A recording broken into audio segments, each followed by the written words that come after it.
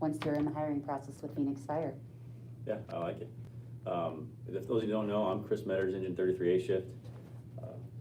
My name is Deputy Chief Rita Riddle-Bigler. I've been on the fire department for 20 years, always been a part of recruitment, have a passion for mentoring and finding really good people that are a good fit for our job. So we want to kind of have a conversation today, a candid conversation. This is our first time going live on our YouTube channel doing this. So bear with us. Encourage you to send some questions in. We'll try to hit a bunch of the high points for you. It's hard for us having time on the job to think back to some of the basics, but we sure will give it our best effort. Yeah, I'm one of the members of the local 493. I'm a trustee. I've been with Rita on recruitment for about 3 years now. So we'll do our best to answer your guys' questions, and hopefully we can get a lot accomplished today. So you bring up a really good point. So you just talked about the labor side. So if you picked up on it, that one of the things the Phoenix Fire Department's always been known for is RBO, relationships by objectives. It's a system we have in place where we talk about Local 493 is our labor union, and then management. So Chris and I, we sit at the table together, and this is a really unique thing about working for the Phoenix Fire Department. And so Chris brought that up because everything we do, we sit at the table and we share in the decisions that we make. And so I'll let you speak to how you represent the membership.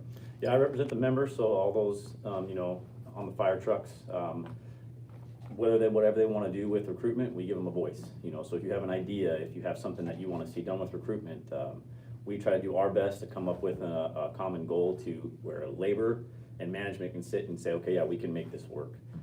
We have any time a member wants to come down to one of our RBOs, and more than welcome to. They can have. We encourage input. Actually, we need help. We've said it multiple times. So those members that do have an idea or do want something to say, they really do have a voice. And I think that's becoming more and more prevalent with more of the RBOs that we are having. I think it's a great tool. A lot of places don't have that, especially depending on where you work right now. I'm sure there's not a whole lot. Might have a whole lot of say in what you do, and in our department, we really do have that, and it's pretty unique. And I think it's important to throw this out there to those of you that are listening in. Everything we talk about today is very relevant to being hired with the Phoenix Fire Department. If we go back and let's march through the process and kind of just share, you sign up, you submit for your application. We recently just had our written test. That was in July, is that right? Mm-hmm. July. And so now most of you might be kind of wondering, well, what now? And so you're sitting on an eligibility list based on how you did on the test and if you got a passing score. So everything that we're talking about really can play into what you might want to use on your interview. So while it may not seem relevant, we're really going to try not to talk about anything that's not relevant or things that you should or shouldn't know for the process going forward. Yeah, agree with that. And it's hard. I know a lot of you out there to get to the stations and do ride-alongs. I know we're not currently doing that. So please feel free to any questions that we can help as far as along with that process. Like Rita said, we're here to help. I think that's actually one of the, there's a lot of disadvantages that come from the COVID pandemic. But for us, it's really important. If you think about, it's a culture and it's a tradition and it's a family. We don't sit behind a desk. We live with each other in the fire stations. We spend a third of our life with the people that we hire. And so it's really important that you can get the exposure to learn about all of those things. So I like to call these are the COVID hires, right? Where you don't get to come into our firehouse and run calls at Station 33 and help the public. Yeah, a lot of traditions and cultures that some people may not know because you haven't been around it, and that's what we're here to help with and inform you guys on. I want to kind of get back to our RBO process and speaking to that, right? We talked about labor management, sitting here at the table. I think the coolest thing is if you think back to being young on the job, I don't know how active you were, but you really realized that you actually had a voice.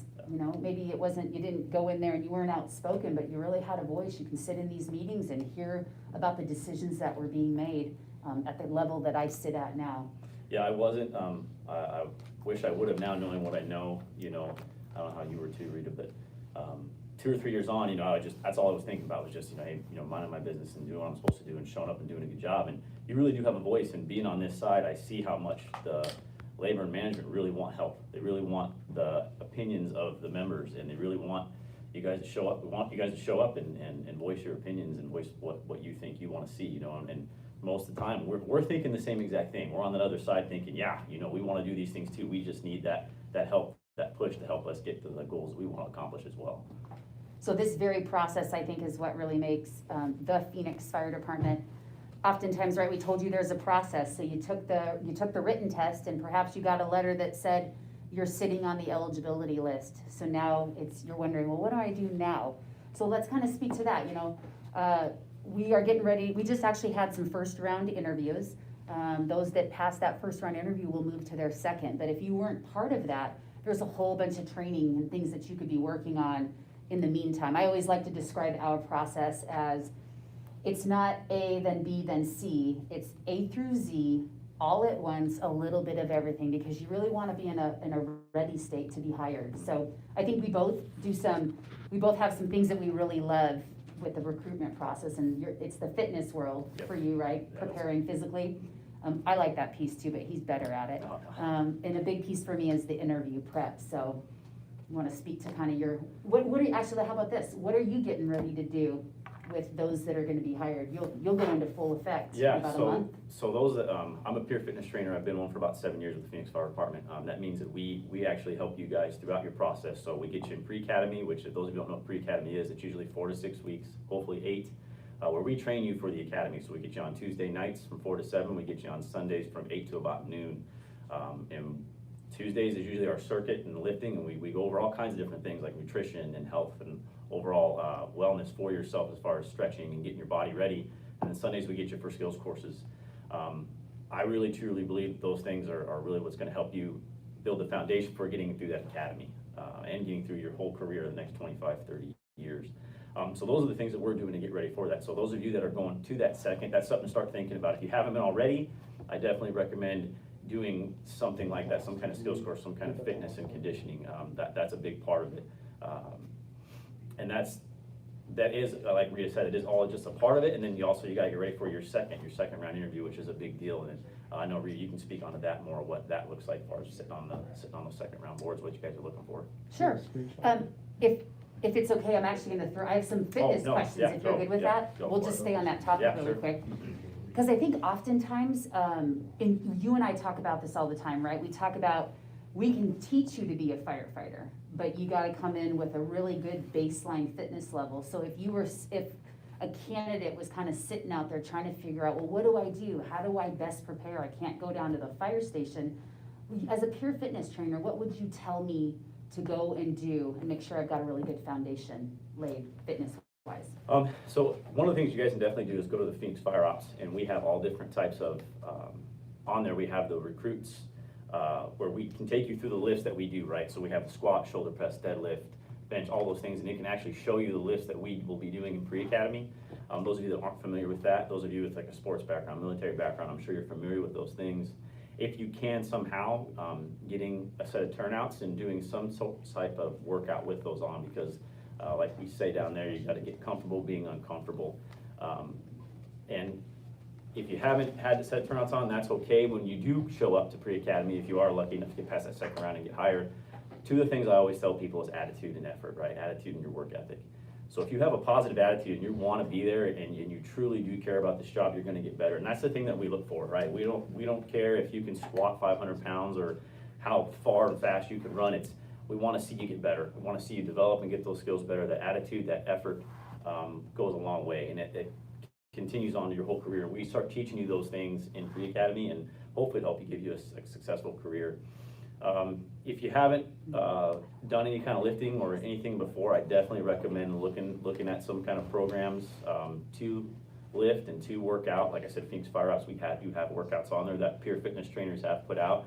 But if not, definitely get in contact with someone that does know and do those things and to help you be more successful in pre-academy and the academy. So I think it's important to mention too, one of the things that both Chris and I do outside of our positions right here with Recruitment RBO is we both do mentorship groups, right? So this is really a daily thing that it's the world we live in with helping people. And oftentimes I've really come to realize that having the foundation for working out in the gym, right? Some of the universal lifts that a lot of times people don't really go to the gym, they kind of dabble in that world. Can you speak to the importance of like being able to squat and being able to do some of those things, and why do we do that? Like, what are some of the things that we do on the fire ground that make that so important, both for injury prevention and job? That's what I was gonna say, is a lot of it is injury prevention, but it's having that successful 25, 30-year career, and not getting hurt, right? So being able to do the squat, do the shoulder presses, bench presses, the things that we're gonna teach you in pre-academy and throughout the academy is setting yourself up for success, right? Because a lot of those movements that you will do on the job, now you're not necessarily putting a barbell on your back and squatting on a fire, right? But you wanna strengthen those legs, strengthen your back, strengthen everything that you have, and also your mobility, right? Your mobility, the way that you stretch, the way that you warm up and work out, and how you can move will help you be successful in a 25, 30-year career, because you gotta remember this career isn't a sprint, it's a marathon, right? So the more things that you can do to get in shape and to benefit yourself, it's just gonna help you have that longer lasting career. I think that's good. That's great input. So we had a question come in from Nick, and we were talking about, if I actually read that right, I think we're actually kind of talking about how to out-of-state applicants get into our process and what transfers into our process. So I don't want to give you a hard and fast answer, because when we get these questions that are related to this kind of thing about certifications transferring in, whether it's hazmat or it's your fire service accreditations or it's EMT, we actually tend to send you to HR because we don't want to be wrong. But I can tell you that what we don't do right now is we don't do laterals. So even if we've got a firefighter that's coming over from Peoria, depending on when they last went through, and you tell me if you know any different, depending on when they last went through the academy, when you go through the Phoenix Fire Department Training Academy, we give you your firefighter 1 and 2 accreditation. So I am not sure that we do that. I think that you end up having to go through the entire process again. Do you know any different? Yeah, I wanna say it's within like 2 to 5 years. Okay. I think you have to have, and you have to go through the academy again, I believe, somewhere in that timeline. So, but those are actually really good questions that we can actually get you a definitive answer. If you email to recruitment.pfd@phoenix.gov, that's posted on our website, we can absolutely get you a hard and fast answer. So thank you for asking that question, Nick. So, I think we're gonna throw one, and you wanna talk about the interview piece too? Yeah, I was gonna say, so Rita has sat on second round interviews for quite some time now, so she will be able to tell you guys kind of more what they're looking for. Obviously not gonna give you all the answers to it, but The can golden tell you, nugget? Yeah, the golden nugget, but can tell you exactly what we're looking for. So if you wanna talk kind of, maybe to help people kind of guide them, what's different between the first and the second? So I would say, I was fortunate enough in the beginning of my career to sit on first round interviews. So if we kind of go back, I'm a little bit of a chronological person. So we talked about taking the written test. You're sitting on the eligibility list. We just had first round interviews. Now in about 2 to 3 weeks, we'll hold second round interviews, and then we hire off of second round interviews. But what's so interesting for me is having now sat on both different first and second round interviews, the preparation really is all the same. But it's important to know that while this is a process to get hired, Phoenix Fire Department, we really care about people knowing the job, knowing what they're applying for. I mean, don't you find that we really want to make sure that people fit? You've sat on the first round interviews, and I feel like the vibe tends to be a little bit different. Chris is a backseat firefighter. When I was a captain sitting in the right front seat, our viewpoints are a little bit different. Tell me, how do you look at the candidate? What are some of the questions that come from you as a backseat fireman? I think the way that we look at a candidate is we want to be able to live with you. This is a third of your life, right? This is another family that you're getting into. I want to be able to sit in the back seat with somebody and be like, hey, I trust this person. I really trust this person on and off duty. I know they're going to make good decisions on and off duty. I know that they want to be here, that this is something that they want to be a part of this family for 25 to 30 years, right? I look at this as one big family, all of us that are wearing these blue shirts. And anytime you're gonna bring someone into your family, an outsider, you wanna make sure that they're truly gonna be able to fit in your family.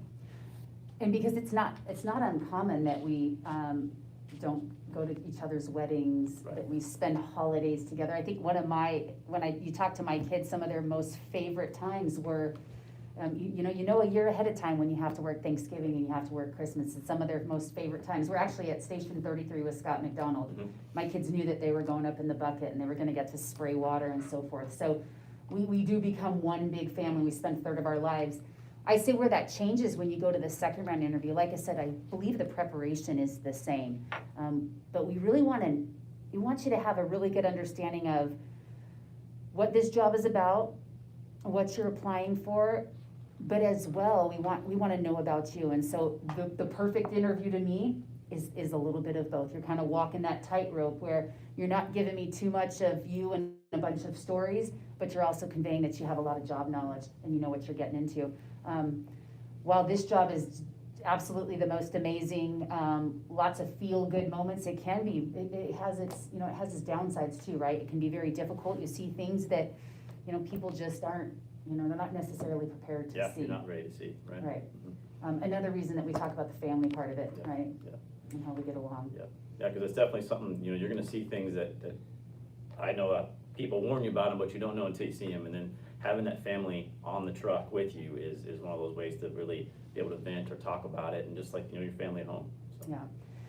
Yeah. So we talked about, we're in this process, and I actually have, Kyle has a question for us. Are you going to be holding another written test? Well, the good news is Phoenix is so large, so the answer is yes, but we don't know the answer when.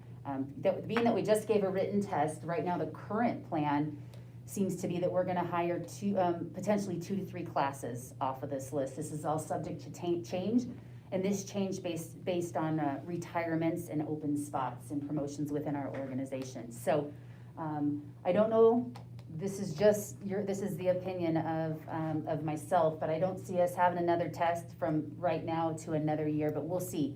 Anything can happen. Yeah, anything subject to change. I know, Rita can speak to this, we need bodies, and if we need them, we're gonna test, so we can tell you it's not gonna happen for 2 years, but it could happen next year. That's not something we can set in stone, but I know we're gonna need people, so.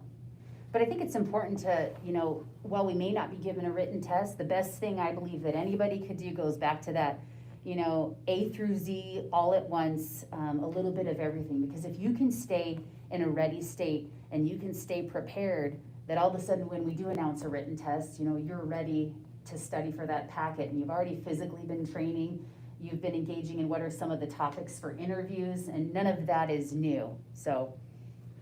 Yeah, I mean, this isn't something that you could just prepare for within a couple of weeks, right? Like with all the classes that you have to take, with all the things that you have to learn about this job, and being able to go in there, and also with interview too, I think we both know, it's not your typical interview, right? Like we're sitting there, we can't ask you, we have 4 questions that we ask you, and that's it. There's no talking back and forth, maybe like some of the current jobs you have now.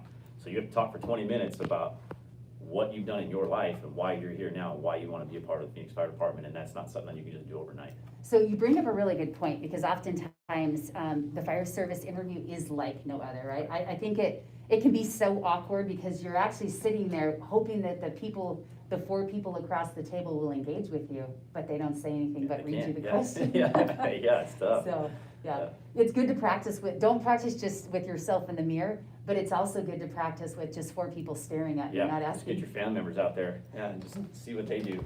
They'll be the biggest critics anyway. Right, but you already said it, that the fire service interview is really unique. Here in Phoenix, we really care about the organization and your knowledge of the organization.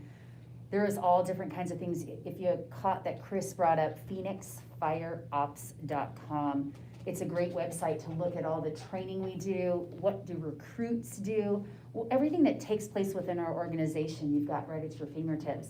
We also have access to firestrong.org.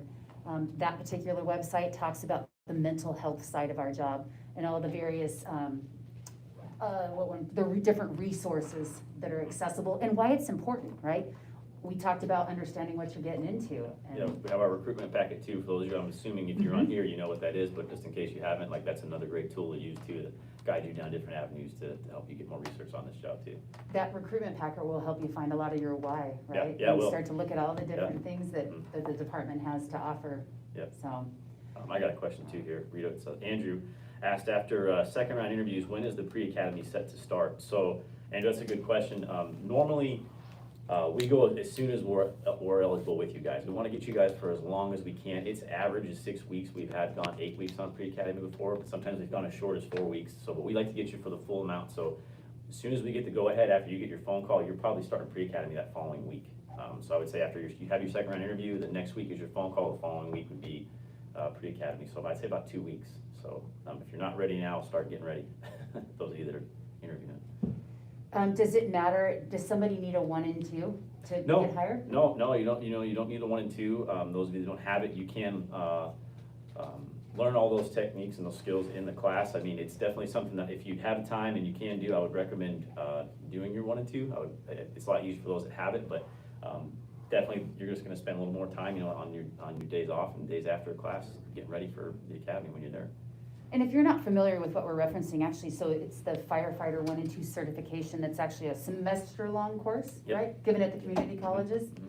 Mm-hmm. The other good piece to it is that it's a way to figure out if you want to do this job. It right? really is, yeah. Gives you good insight to it. Yeah, and there's all different junior colleges offer them, and so those of you that don't know, like PVCC, GCC, all those classes do offer them. Again, it's something I recommend. I did it myself. I don't know if Rita did it, but I know there's a lot of firefighters that haven't, right? And there's I just think if you have it, it's gonna make that stress of the academy about worrying about what to do, it's gonna lighten that load a little bit for you. So I'll admit, I didn't have it. I actually, ironically, I feel like back then, I mean, I've been on the job for 20 years, so 22 years ago, it wasn't a common thing that people had their 1 and 2, right? And they always said, and we still say it to this day, that you don't have to have it, but it is really great insight It helps. into Yeah. the process, as well as both your desire to do it, but also your physical ability. It's just it probably just glosses the surface, Yeah, right? it glosses it, but I mean, I think that, you after going through that, you're gonna know whether it's really for you, and I think it's one of those things that's either gonna grab you, and you're gonna love it, and you wanna do more, or it's gonna be one of those things where you're like, you know what, this just isn't for me. Well, and something you mentioned too is if you didn't have your 1 and 2, or I should say, let me just say it the other way, having your 1 and 2 kind of just makes it, you know what to expect in the academy. Part of going through the academy, we call the area that we train on, we call it the grinder. I mean, it's the grinder for a reason, because it's a grind, right? It's a daily grind. And there is some pressure to be had. If you think about the dynamics of our job, you get dispatched on a fire, you have to critically think. It's the middle of the night, like you gotta wake up, you gotta be with it, you gotta have good situational awareness and really think on your toes. So everything you do in the academy, I mean, how did you find, the people that you mentor, what do you recommend? How do you train in that and kind of put yourself under those same pressures when you're being clocked for time and we're watching every step you take to make sure you get it right? Do you see people that might struggle with that, and then how do you get them over the hump? I mean, that's a tough question, because, I think the only way to do is put yourself in that situation, and the more practice, the more sets and reps you can get. I mean, I think that's ultimately what's gonna help you succeed, just getting comfortable being uncomfortable. That's a great one. That's a good one for all aspects, All right? aspects of this job, yeah. Physical job, Yeah. the thinking part of it, the station life part of it, the interviews, Roving around, so, another one. yeah. We have a question from Nick. So do certificates from other states transfer? For example, a hazmat tech. So I think it's important to mention that we're a hazmat technician. If you've had the class, it may transfer in only in credits and for school reasons. But we put you, if you're a hazmat tech, are you a hazmat tech? No. Do we even know if you can be one from the outside and actually go into a class? We put you into a class through the city of Phoenix. Yeah. They'd actually get you that certification. That's a seniority-based thing. It's the 200-hour class to become a hazmat tech for the city of Phoenix. So I think that would actually answer the question, Yeah. is it doesn't transfer in, as does TRT, Right. wouldn't either, so. And so I mean, all these are really good questions, and I think too, the more that you can get involved with our department, the more answers you guys will find out too as well. So all these are great questions though. Oh, so you just said a good word, right? He talked about get involved with our department, and this is perfect because, so you're a trustee. So can you kind of speak to the role that Local 493 plays in our community, especially as we start to approach what firefighters do? Yeah, so those of you that aren't familiar with Local 493, we have our own charities side. Ben Lindquist heads up that. you know, we do all kinds of different things. We do Bald is Beautiful. We do, we take kids shopping, take them to Target. We have a list of some people that maybe are a little less fortunate throughout the year, and we give them some money and we take them shopping through Target. They get to shop with a firefighter, and they get to have a gift that they might not be able to get that year. You know, so we do all kinds of things like that throughout the year. We have the Gary Carey Bass Tournament. You know, off the top of my head, I can't think of them all right now, but we have MDA. MDA, the Fill the Boot is huge. Like, there's a lot of things that we do throughout the year. Local 493 does to help this community. You know, on top of, like, I know there's things that we've done in the local, like we've had some firefighters and some family members or just community members that have fallen down on some luck. Some things have happened, and we rally together to, you know, help get rid of their house, painted or cleaned up or whatever they need, and we do that as a local 493. I think the best part of this department, Reed, you can back me up on this one, especially, you know, being a chief, is like our department lets us do those things without second guessing, right? If we want to go out and want to help the community make it better, I think we have the backing from you guys to pretty much do that. Absolutely, absolutely. I think that's the one, if I was gonna give you another little nugget that said, why is the Phoenix Fire Department such a great organization to work for? I would have to just say you're just empowered. Yeah. You know, you have a couple questions you ask, right? You know, is it the right thing? Is it ethical? Who needs to know? But without a doubt, we're empowered to do so many things. And the bottom line is, if you don't like people and you don't like service, this isn't the profession for you, Yeah, right? yeah, no, Right? not for you at all. Right. So, but I think that it's important.